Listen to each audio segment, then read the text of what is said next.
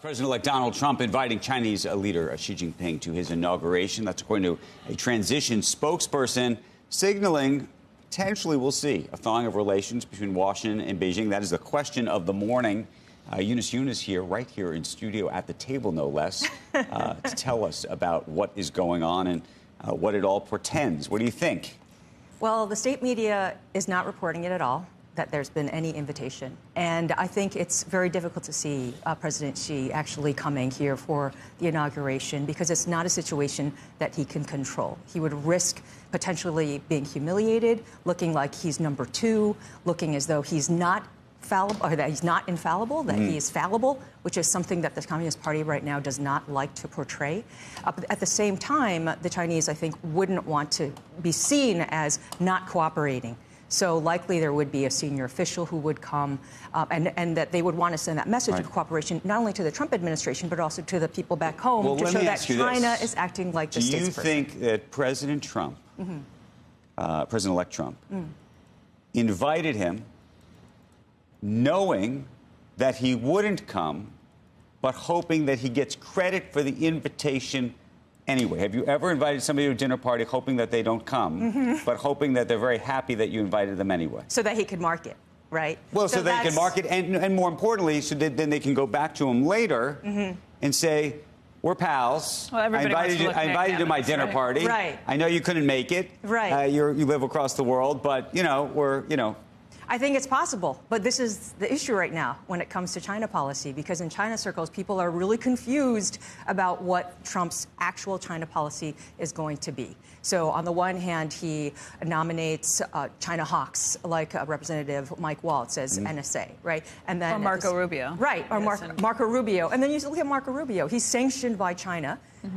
He's now the pick for Secretary of State. At the same time, then you have an invitation for President Xi to come. And you have David Perdue being named as ambassador to China. Right, and he has had a lot of dealings and understands China from all the imports that he's done. Absolutely, and then you could throw in Elon Musk. He has a sizable business. So it all kind of adds up to a lot of unpredictability. And from what I understand, the Trump administration sees unpredictability in their favor for the negotiations, going to your point. China doesn't particularly care for unpredictability, right? Well, they don't. Yes, exactly. They don't like unpredictability.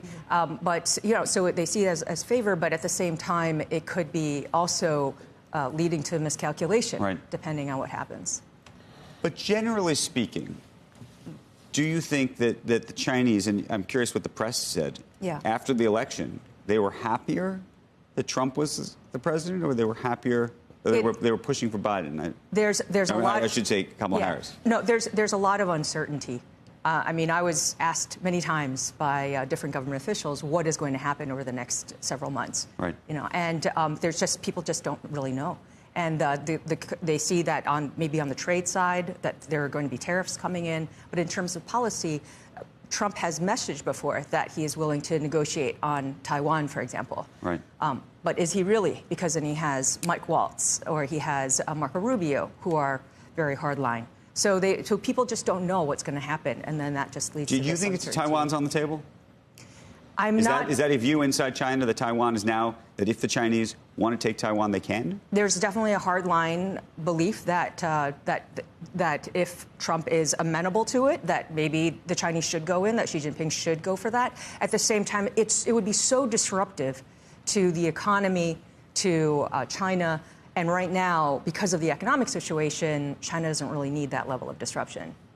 I have another negotiating question, which has to do with this idea that all of these tariffs and everything is a grand negotiation. Right. How much leverage do you have, or how much leverage does President Trump have if everybody knows that it's a negotiation? Do you see what I'm saying? Yeah, I do. If you thought that he was actually going to go do these things and wanted to do them, that's a actually different posture than it's a negotiation, because the negotiation suggests that in a perfect world, you'd prefer not to do any of these things. See, my question has been, what is a negotiation for? What's in the grand bargain? Right. So do you want the Chinese to stop violating intellectual property rights, stop stealing corporate secrets, stop with hacking, stop with subsidies? Because when it comes to it, I feel that since the first term, what's become more evident is that the Chinese government wants to make sure that they have tech dominance and they have national security in place, more than growth. So then what are you actually negotiating? Final question, TikTok. Yes. Is that become a chess piece in this story, which is to say that it actually is supposed to stop working? I shouldn't say stop working. Yeah. Stop being updated. That's right. Through the app stores, literally the day before, I believe, the inauguration. Yeah. Do you believe that that is something that is significant and material to President Xi?